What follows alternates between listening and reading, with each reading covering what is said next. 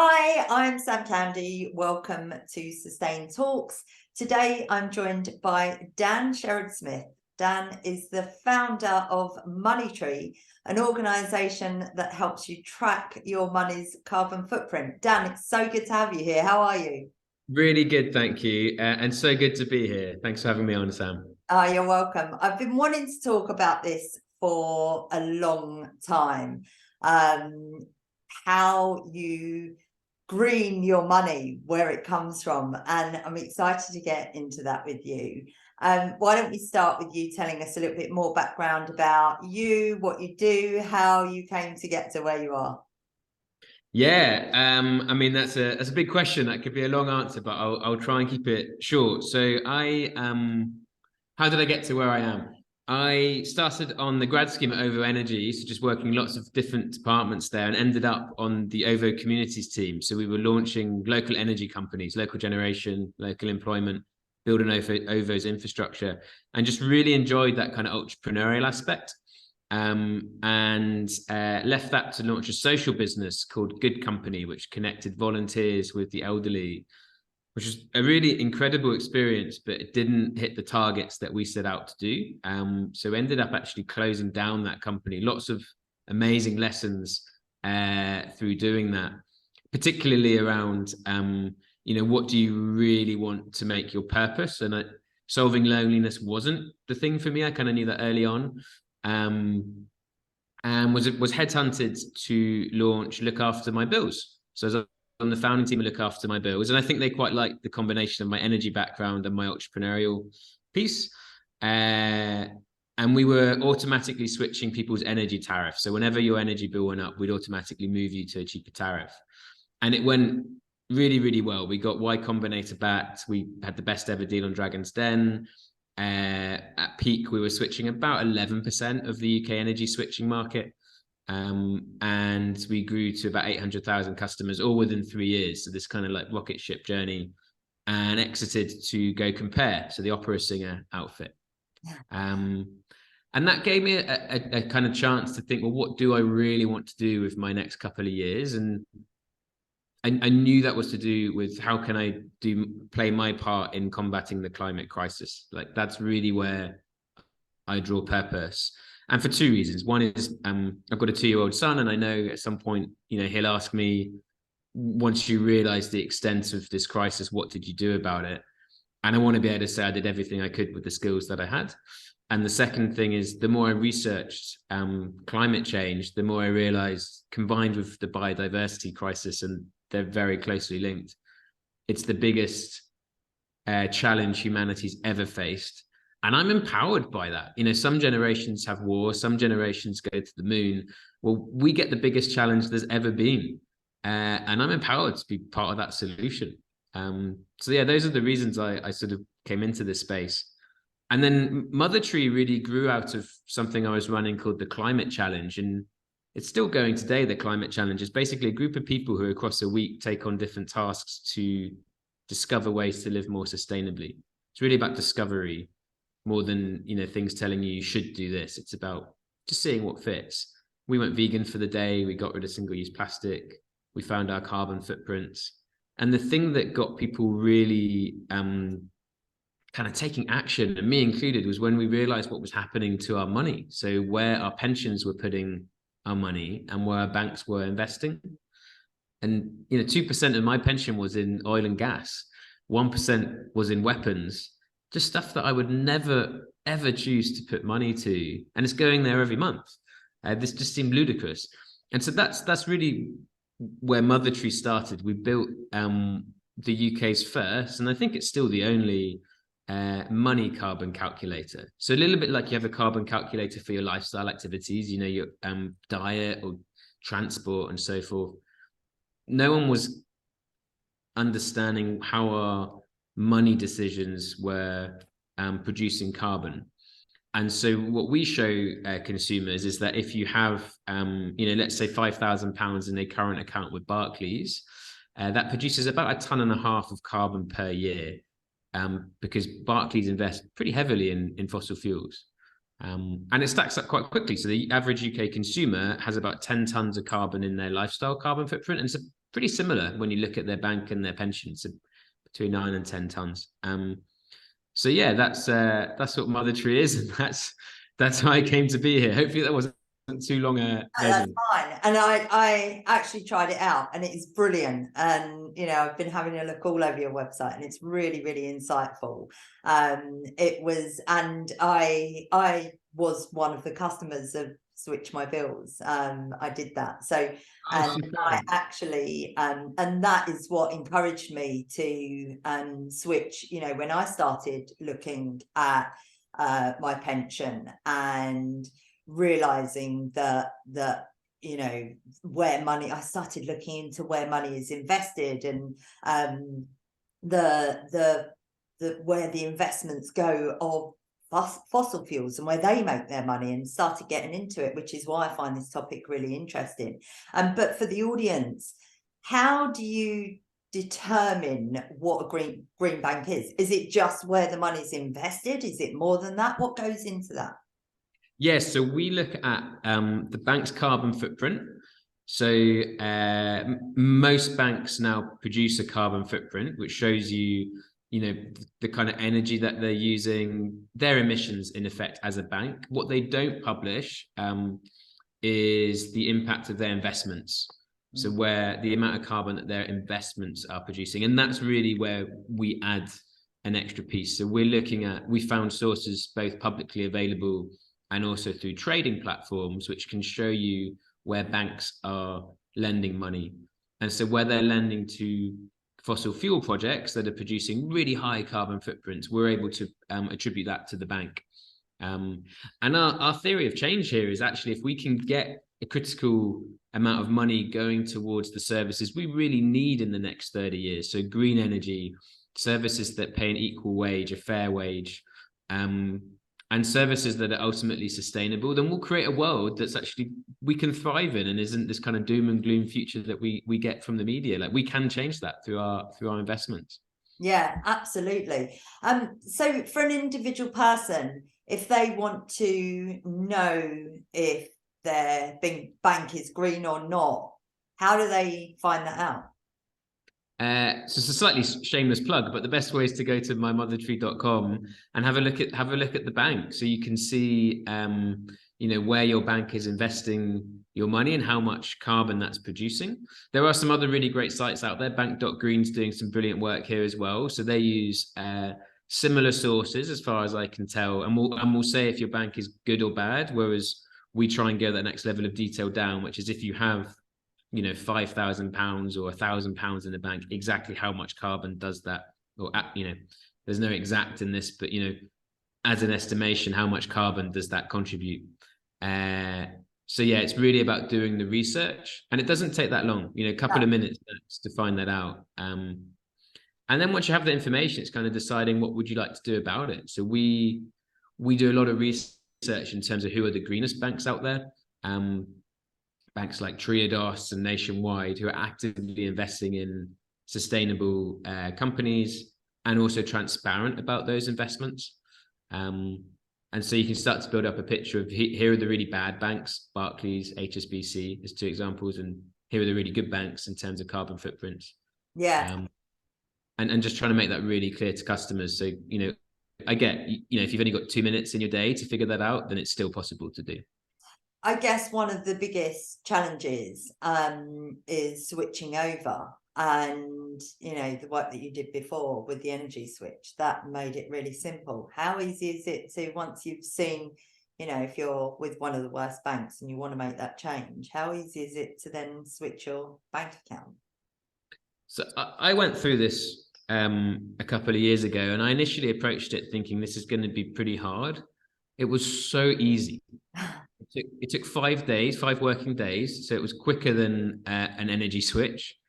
All my direct debits and standing orders got switched over without me doing anything other than filling in one form. It was so much easier than I thought it was going to be. And actually for me, so I switched from First Direct, ended up switching to a couple of banks because I wanted to try them out with small amounts. But I switched from First Direct to Starling and also to Triodos. The service is so much better. Yeah. It's like not only is it greener in the sense of my carbon footprint's lower, but actually I'm getting a better customer service as well. Yeah, absolutely. And the really cool thing is, kind of becoming a salesperson for Triodos, but Triodos, their interest rate since they've been in the UK market has outperformed Barclays every year. So it's like greener bank, better service, and also you can actually make money by being green. That's kind of quite a killer combination. Yeah. When I started my business, I looked at all the banks, and I was looking for, on one part, sustainability, but also social responsibility. So I'm happy to say that I bank with Starling, and there was so much. I looked into it so much because it was so important to me. And pleased to see that they're one of the greener banks on your list too. But I think for businesses, actually, that is really important. But knowing that you can make those switches, and that it is simple, whether it's for your personal or for your business. So I think you mentioned this earlier, but what did you say? Is there like an average footprint of a bank account? What's the levels from a really green bank to a non-green one? Yeah, it's quite stark. So £5,000 is about the average amount someone has in a current account in the UK. It's £5,000 in a Barclays current account produces just under 1.5 tons of carbon. And with the greenest banks, it's less than 0.01. Wow. So you can, with one form, effectively remove 1.5 tons of carbon, but also make sure that that money is then funding the businesses that we really need in the next 30 years. God, it just could make such a difference if, like, when you really start thinking about that. And surely eventually the banks are going to have to stop these funds, because otherwise people are going to realize, and they're going to pull away, and they're going to lose customers. But I just, it seems like such a simple solution for people to be able to make this change and to make these decisions. It's like the train versus plane, certainly domestically. I find it shocking that people will get on a flight from London to Manchester when it's just so simple to jump on the train, and probably actually takes less time. Is it, when you look at that comparison, stop flying, go vegetarian or vegan, or change your bank, have you done any comparisons around that? Yeah, we have quite a lot. So it depends how you want to compare them, but if we're looking at carbon footprints for the average person, stopping flying, changing your diet, switching all your light bulbs in the home and swapping the car for cycling has less of an impact than moving your pension and your bank account for the average consumer from a carbon perspective. And then you look at the kind of hassle factor. I am trying to be vegan, although I have to admit I'm not perfect. The occasional bit of cheese at times. So I guess I should just say I'm vegetarian. But it's a habit. It's one of those things you have to do every single day. You have to make the choice. Whereas once you've switched your bank, it's done.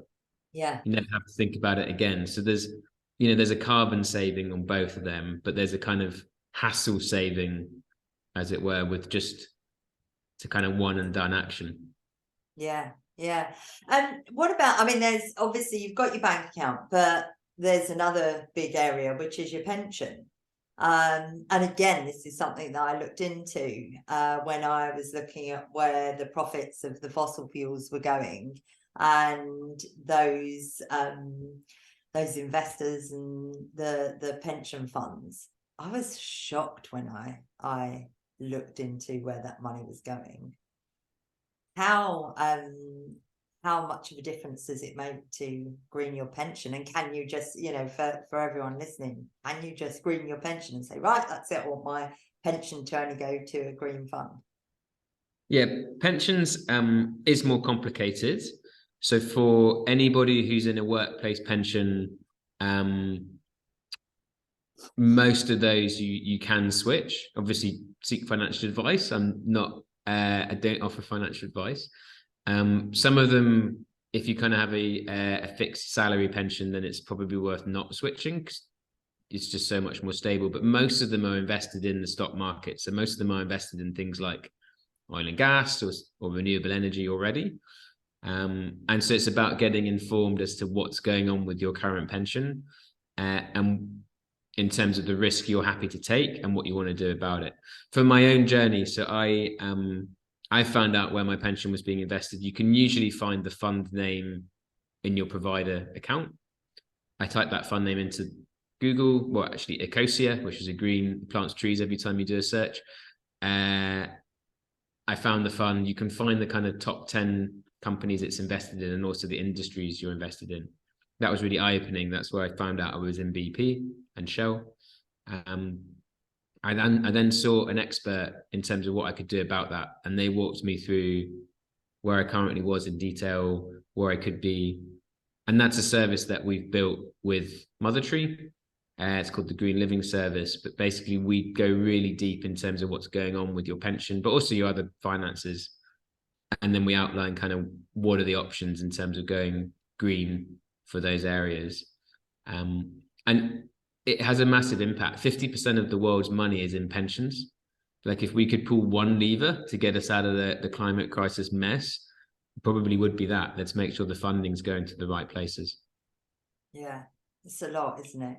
When you put it like that.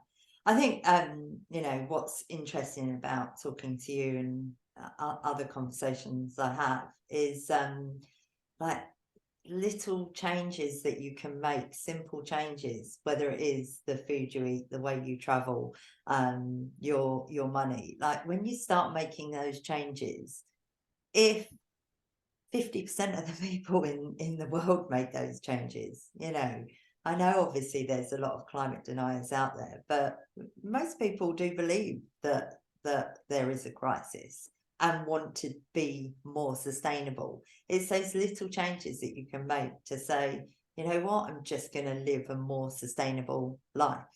Yeah. I do. I used to travel for work quite a lot, and I just made the decision that I wanted a career with purpose, which was a massive change, and that I wasn't going to travel the way that I used to. I mean, COVID obviously was a big point of that, but yeah, those little changes, they really start to make a difference. But look, I thank you so much. This has been very enlightening, and I'm sure a lot of people are going to get a lot from this. Your website, if anyone wants to find out, is mymothertree.com. great, and I'll make sure I tag that and in the post. And thank you so much for your time. Is there one takeaway to finish on that you want to share? Yeah, I'd say if two things. One, if you have 2 minutes, really do check out the impact of your bank, because it does have a huge difference.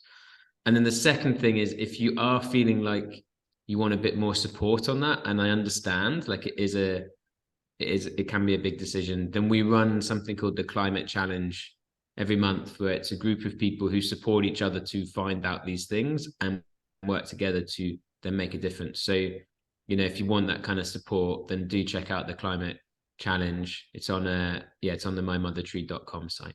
I'm going to go and have a look. Dan, thank you so much. That was really great. Thanks for your time. I appreciate it, and have a good day. Thanks, Sam. Bye.